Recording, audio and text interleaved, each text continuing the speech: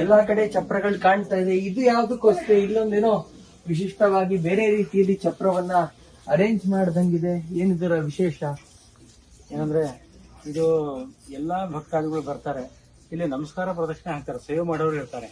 ಅವ್ರಿಗೆಲ್ಲ ಕೂಡ ಬಿಸಿಲಿನ ತಾಪ ಆಗಬಾರದು ಎಂಬ ದೃಷ್ಟಿಯಿಂದ ಇಡೀ ಆವರಣದ ಸುತ್ತಲೂ ಪ್ರದಕ್ಷಿಣೆ ಎಲ್ಲೆಲ್ಲ ಹಾಕಿ ಎಲ್ಲಾ ಕಡೆಯಲ್ಲೂ ಕೂಡ ಈ ರೀತಿಯಾದ ಒಂದು ಚಪ್ರದ ವ್ಯವಸ್ಥೆ ಮಾಡಿದೆ.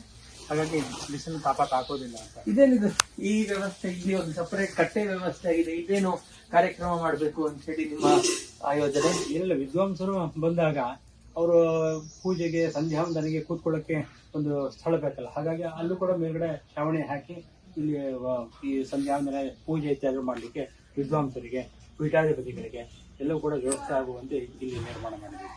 ನಿಜವಾಗ್ಲೂ ಒಂದು ಅದ್ಭುತವಾದಂತಹದ್ದೇ. ಏನ್ ಇವಾಗ್ಲೇ ಏನು ಬಿಸಿಲುಗಳು ಹೊಡಿತಾ ಇಲ್ಲ ಈ ಚಪ್ರದಿಂದ. ಬಹಳ ಅಲ್ಲಿನೋ ಒಂದು ಸಭಾಂಗಣ ತೋರ್ತಾ ಇದೆ. ಆ ಸಭಾಂಗಣ ಏನದು?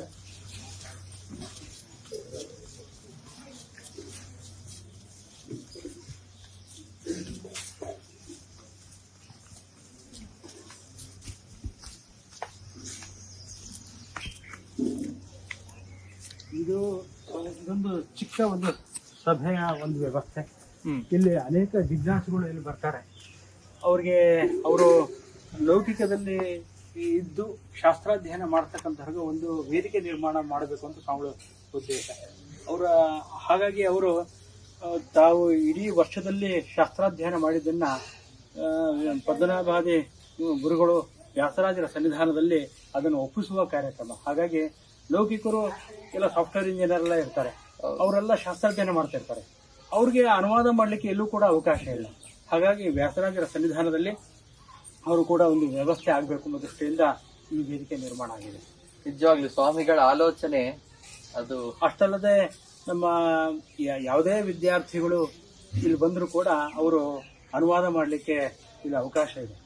ಅದು ಎಲ್ಲ ದೊಡ್ಡ ದೊಡ್ಡ ವಿದ್ವಾಂಸರು ಅದನ್ನು ಕೇಳ್ತಾರೆ. ಅದನ್ನು ಕೇಳಿ ಅವ್ರನ್ನ ತಿದ್ದಿ ಈ ರೀತಿಯಾಗಿ ಮಾಡಬೇಕು ಅನುವಾದ ಎಂಬುದ ದೃಷ್ಟಿಯಿಂದ ಒಂದು ಚಿಕ್ಕ ಒಂದು ವೇದಿಕೆ, ದೊಡ್ಡ ಸಭಾಂಗಣ, ಅಲ್ಲಿ ಸಭಾ ಕಾರ್ಯಕ್ರಮ ನಡೀತಾ ಇರ್ತದೆ. ಇಲ್ಲೂ ಕೂಡ ಜ್ಞಾನ ಕಾರ್ಯಕ್ರಮ ನಡೀತಾ ಇರ್ತದೆ. ಅದನ್ನ ಇಲ್ಲಿ ವಿದ್ಯಾರ್ಥಿಗಳಿಗೆ ವಾಕ್ಯಾರ್ಥದೆ, ರಾಜೇಂದ್ರ ತೀರ್ಥ ವಾಕ್ಯಾರ್ಥದೆ ಅಂತ ಅದನ್ನ ವಿದ್ಯಾರ್ಥಿಗಳ ಪೋಷಣೆಗೋಸ್ಕರವೇ, ವಿದ್ಯಾರ್ಥಿಗಳ ವಾಕ್ಯಾರ್ಥ ಪಟುತ್ವವನ್ನು ಸಾಧನೆ ಮಾಡೋಕ್ಕೋಸ್ಕರ ಒಂದು ಸಭೆಯನ್ನು ಶ್ರೀಪಾದರು ಯೋಜನೆ ಮಾಡಿದ್ದಾರೆ. ಹಾಗಾಗಿ ಅಂತಹ ಕಾರ್ಯಕ್ರಮಗಳು ಈ ಸಭೆ ಈ ಅಂಗಣದಲ್ಲಿ ನಡೆಯುತ್ತೆ. ಭಾರಿ ಅದ್ಭುತ ಆಯ್ತು. ಇಷ್ಟೆಲ್ಲ ಮಾಡ್ತಾ ಇರೋದು ಸ್ವಾಮಿಗಳಿಗೆ ಎಲ್ಲಿ ಉಳ್ಕೊಳ್ತಾರೆ? 3 ದಿವಸ ಅವ್ರು ಹೋಗಿ ಬಂದು ಮಾಡ್ತಾರ ಅಥವಾ ಸ್ವಾಮಿಗಳ್ದೇನ್ ವ್ಯವಸ್ಥೆ? ಇಲ್ಲ, ಸ್ವಾಮಿಗಳು ಇಲ್ಲೇ ಇರ್ತಾರೆ. ಅವರು ಕೂಡ ಇದೇ ಸಾಮಾನ್ಯ ಜನರು ಎಲ್ಲಾ ಭಕ್ತಾದಿಗಳು ಎಲ್ಲಿ ಮಲ್ಕೊಂತಾರೆ, ತಾವು ಕೂಡ ಅಷ್ಟೇ ಸಿಂಪಲ್ ಆಗಿ ತಾವು ಕೂಡ ಅಲ್ಲೇ ಇರ್ತಾರೆ. ಇಲ್ಲೊಂದು ಚಿಕ್ಕ ಒಂದು ಕೊಠಡಿಯನ್ನ ಮಾಡಿದೆ ಈ ತಡಿಕೆಯಿಂದನೇ. ಇಲ್ಲಿ ನೀವು ಕಾಣಬಹುದಿಲ್ಲ, ಇದು ಸ್ವಾಮಿಗಳು ಇರತಕ್ಕಂತಹ ಒಂದು ಸ್ಥಳ ಇದು. ಈ ಒಳಗಡೆಯಲ್ಲೂ ಕೂಡ ಅನೇಕ ಚಪ್ರ ಎಲ್ಲ ಹಾಕಿ ಯಾವ್ದಕ್ಕೋ ಸಿದ್ಧತೆ ನಡೀತಾ ಇದ್ದಂಗಿದೆ. ಅದಕ್ಕೇನೋ ಅಲ್ಲಿ ಒಂದು ಸಿದ್ಧತೆ, ಇಲ್ಲೆಲ್ಲ ಚಪ್ರ ಹಾಕಿ ಎಲ್ಲ ಸಿದ್ಧತೆ ಮಾಡ್ದಂಗಿದೆ. ಇದರ ಏನ್ ವಿಶೇಷ? ಏನು ಏನಂದ್ರೆ ಶ್ರೀಪಾದರು ಇಲ್ಲಿ 12 1 ಗಂಟೆ ಅಷ್ಟೊತ್ತಿಗೆ ಇದಕ್ಕೆ ಹಸ್ತೋದಕ ಕೊಡ್ಲಿಕ್ಕೆ ಬರ್ತಾರೆ. ಬಿಸಿಲಿನ ತಾಪ ಆಗಬಾರ್ದು ಎಂಬ ದೃಷ್ಟಿಯಿಂದ ಇಲ್ಲೆಲ್ಲವೂ ಕೂಡ ಈ ಚಪ್ರ ಹಾಕಿದೆ.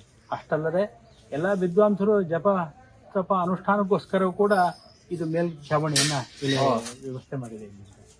ಅತ್ಯದ್ಭುತವಾದಂತಹ ವ್ಯವಸ್ಥೆ. ಇವಾಗ ಖಂಡಿತವಾಗಿಯೂ ನೀವು ಹೇಳಲೇಬೇಕು ಎಷ್ಟು ಖರ್ಚಾಗಿದೆ ಅಂತ ಹೇಳಿ ಅಂತ. ವಾಸ್ತವಿಕವಾಗಿ ಹೇಳೋದಿಲ್ಲ, ಆದ್ರೂ ಪರವಾಗಿಲ್ಲ. ಆದ್ರೆ ಕುತೂಹಲದಿಂದ ಛಾವಣಿ ವ್ಯವಸ್ಥೆ ಆಗ್ಲಿ, ಭೋಜನ ವ್ಯವಸ್ಥೆ ಆಗ್ಲಿ, ಯಾರಿಗೂ ತಾಪ ಆಗಬಾರ್ದು ಅಂತ ಹೇಳಿ ಫ್ಯಾನಿನ ವ್ಯವಸ್ಥೆ ಆಗ್ಲಿ, ಕೂಲರಿನ ವ್ಯವಸ್ಥೆ ಆಗ್ಲಿ, ಎಲ್ಲಾ ವ್ಯವಸ್ಥೆಗಳು ನೋಡಿದ್ರೆ ನೀವು ಚೂರು ಕುತೂಹಲದಿಂದ ಅತ್ತಿದ ನೀವು ಹೇಳಲೇಬೇಕು. ಎಷ್ಟಾಗಿದೆ ಅಂದಾಜು ಹೇಳಿದ್ರೆ ಆಯ್ತು. ಒಂದು 50-60 ಲಕ್ಷಕ್ಕಿಂತಲೂ ಜಾಸ್ತಿ ಇಲ್ಲಿ ವೆಚ್ಚ ಆಗ್ತಾ ಇದೆ.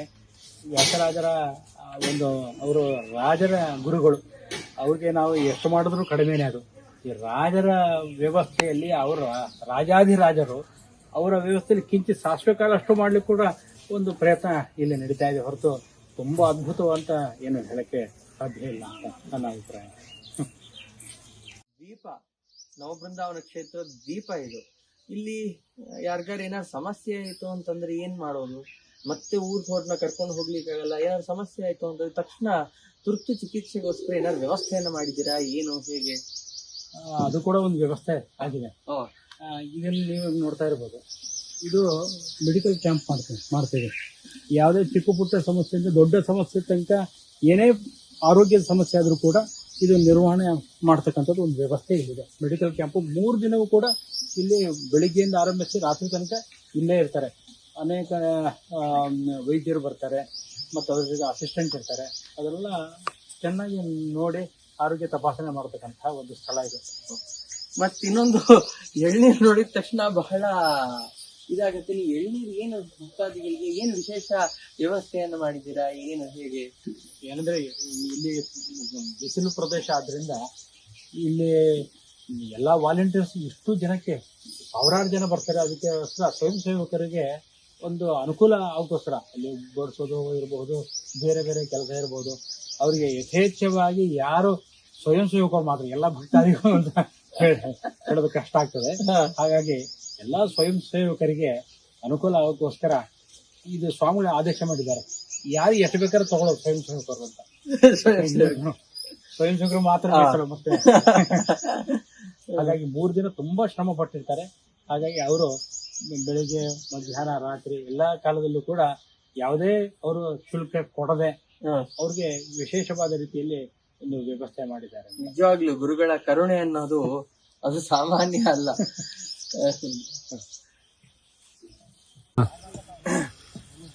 ಅನೇಕ ಕೆಲಸಗಳು ವ್ಯವಸ್ಥೆಗಳು ನೋಡ್ಕೊಂಡ್ ಬರ್ತಾ ಇದ್ದೇವೆ.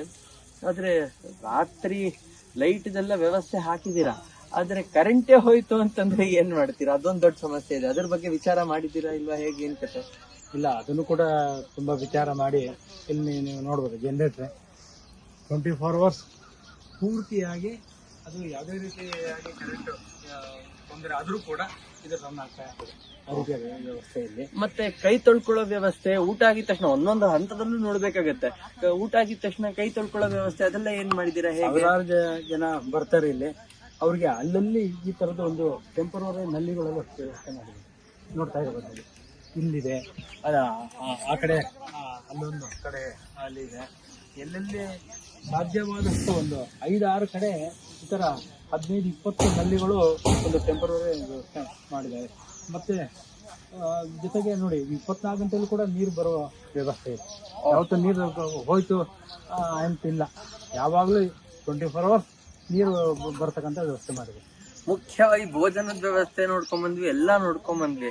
ಆದ್ರೆ ಮುಖ್ಯವಾಗಿ ಶೌಚದ ವ್ಯವಸ್ಥೆ ಅತ್ಯವಶ್ಯವಾದಂತಹದ್ದು, ಮತ್ತೆ ಬೆಳಿಗ್ಗೆ ಎಲ್ಲರಿಗೂ ಅತಿ ಬೇಕಾಗಿರುವಂತಹದ್ದು. ಅದರ ವ್ಯವಸ್ಥೆ ಏನಾಗಿದೆ? ಶೌಚದ ವ್ಯವಸ್ಥೆ ಏನಾರು ಆಗಿದ್ಯಾ ಅಥವಾ ಹೇಗೆ? ಏನ್ ಕತೆ? ಬಯಲು ಪ್ರದೇಶ ಬೇರೆ. ಖಂಡಿತ ಒಳ್ಳೆ ಪ್ರಶ್ನೆ. ಯಾಕಂದ್ರೆ ಇಷ್ಟು ದೊಡ್ಡ ಒಂದು ಬಯಲು ಪ್ರದೇಶ, ದ್ವೀಪದ ಪ್ರದೇಶ ಇದು. ಹಾಗಾಗಿ ಇಲ್ಲಿ ಅದು ತುಂಬಾ ಸಮಸ್ಯೆ. ಅದನ್ನ ಶ್ರೀಪಾದರು ತುಂಬಾ ಮುಂದಾಲೋಚನೆ ಮಾಡಿಕೊಂಡು ಯಾವುದೇ ರೀತಿಯಲ್ಲಿ ಅವ್ರಿಗೆ ತೊಂದರೆ ಆಗಬಾರ್ದೆಂಬ ದೃಷ್ಟಿಯಿಂದ ಅದನ್ನ ಇದು ಮಾಡ್ತಾ ಇದ್ದಾರೆ. ಅವ್ರಿಗೆ ಇಲ್ಲಿ ನೋಡಿ ಅಲ್ಲಿ ವ್ಯವಸ್ಥೆ ಮಾಡಿದ್ದಾರೆ. ಇಲ್ಲಿ ಒಂದು 10 ಶೌಚಾಲಯ ವ್ಯವಸ್ಥೆ, ಸ್ನಾನದ ಗೃಹದಿಂದ 5 ವ್ಯವಸ್ಥೆ ಮಾಡಿದ್ದಾರೆ ಇಲ್ಲಿ. ಅದು ಕೂಡ ಒಳಗಡೆ ನೀರು ಬರುತ್ತೆ, ನಿರಂತರ 24 ಗಂಟೆ ಕೂಡ ನೀರು ಬರುವಂತೆ ವ್ಯವಸ್ಥೆ. ಪ್ರತ್ಯೇಕ ಟೆಂಪರರಿ ಶೌಚಾಲಯ ವ್ಯವಸ್ಥೆಯನ್ನ ಇಲ್ಲಿ ಸುಸಜ್ಜಿತವಾಗಿ ಇವಾಗ ನೋಡಿ ಇನ್ನೂ ಕೆಲಸ ಆಗ್ತಾ ಇದೆ. ಇವತ್ತು ಮಧ್ಯಾಹ್ನದ ಒಳಗಡೆ ಪೂರ್ಣ ಆಗತ್ತೆ. ಎಲ್ಲರೂ ಕೂಡ ಆ ಚಿಂತನೆ ಯೋಚನೆ ಮಾಡೋ ಅವಶ್ಯಕತೆ ಇಲ್ಲ. ಅದ್ಭುತವಾಗಿ ವ್ಯಾಸರಾಜ ಗುರುಸಾರ್ವಭೌಮರ ಪಂಚಾಮೃತ ಅಭಿಷೇಕ ಆಗತ್ತೆ. ಆ ಪಂಚಾಮೃತ ಅಭಿಷೇಕ ಆದ್ಮೇಲೆ ಆ ಪಂಚಾಮೃತವನ್ನ ಸಂರಕ್ಷಣೆ ಮಾಡೋದಾಗ್ಲಿ, ಅದಕ್ಕಿಂತ ಮುಂಚೆ ಎಲ್ಲಾ 3 ದಿವಸ ಅಂತಂದ್ರೆ ಅದು ಸಾವಿರಾರು ಅಷ್ಟು ಗೋಡಂಬಿ, ದ್ರಾಕ್ಷಿ ಇತ್ಯಾದಿಗಳೆಲ್ಲ ಬರುತ್ತೆ. ಅದನ್ನೆಲ್ಲ ಸಂರಕ್ಷಣೆ ಮಾಡುವಂತಹದ್ದು ಇಲ್ಲಿ ಹೇಗೆ? ಇನ್ನು ಇಲ್ಲಿ ವಿಶೇಷವಾಗಿ ವ್ಯಾಸರಾಜ ಗುರು ಸಾರ್ವಭೌಮರಿಗೆ ಪಂಚಾಮೃತ ಅಭಿಷೇಕವೇ ಮಹಾ ಅದ್ಭುತವಾದ ರೀತಿಯಲ್ಲಿ ಶ್ರೀಪಾದರು ಮಾಡ್ತಾರೆ. ಅದಕ್ಕೋಸ್ಕರ ಅನೇಕ ಹಣ್ಣು ಹಂಪಲುಗಳು ಇತ್ಯಾದಿಗಳೆಲ್ಲ ಇರ್ತವೆ. ಅದರಲ್ಲೂ ಕೂಡ ಡ್ರೈ ಫ್ರೂಟ್ಸ್ ಸುಮಾರು 100 kg ಅಷ್ಟು ಡ್ರೈ ಫ್ರೂಟ್ಸ್ ಅಭಿಷೇಕ ಮಾಡ್ತಾರೆ. ಅದಕ್ಕೆ ಒಂದು ವ್ಯವಸ್ಥೆ ಬೇಕಾಗುತ್ತೆ. ಹಣ್ಣುಗಳು ಒಂದು 100 ಲೀಟರ್ ಹಾಲು, ಮೊಸರು ಮತ್ತು ಜೊತೆಗೆ ಅನೇಕ ಒಂದು 100 ಎಳ್ನೀರು ಆಗುತ್ತೆ. ಇದೆಲ್ಲ ಮಾಡಬೇಕಾದ್ರೆ ಹಣ್ಣು ಈ ಹೊರ ಪಂಚಾಮೃತ ಮಾಡ್ಬೇಕಾದ್ರೆ ಅದಕ್ಕೆ ಒಂದು ವ್ಯವಸ್ಥೆ ಬೇಕು. ಅದಕ್ಕೋಸ್ಕರ ಒಂದು ಪ್ರತ್ಯೇಕ ಕೋಣೆ ಮಾಡಿದ್ವಿ ಇಲ್ಲಿ. ಈ ಕೋಣೆ ಏನಿದೆ ಇದು ಇಡೀ ಹಣ್ಣು ಹಂಪಲು ಪಂಚಾಮೃತಕ್ಕೆ ಸಂಬಂಧಪಟ್ಟಂತೆ ಇರ್ತಕ್ಕಂತಹ ಒಂದು ವ್ಯವಸ್ಥೆ ಇದೆ. ಹಾಗಾಗಿ ಅದು ಕೂಡ ಏನು ತೊಂದರೆ ಆಗದಂತೆ ಆ ವ್ಯವಸ್ಥೆ ಮಾಡಿದ್ದೀವಿ. ಮತ್ತೆ ಅಲ್ಲಿನೂ ಒಂದೇನೋ ವ್ಯವಸ್ಥೆ ಮಾಡ್ದಂಗೆ ಕಾಣಿಸ್ತಾ ಇದೆ. ಅಲ್ಲಿರೋದು ಏನು ಅಂತ ಹೇಳಿ ಆ ಕಡೆ ಹೋಗೋಣ.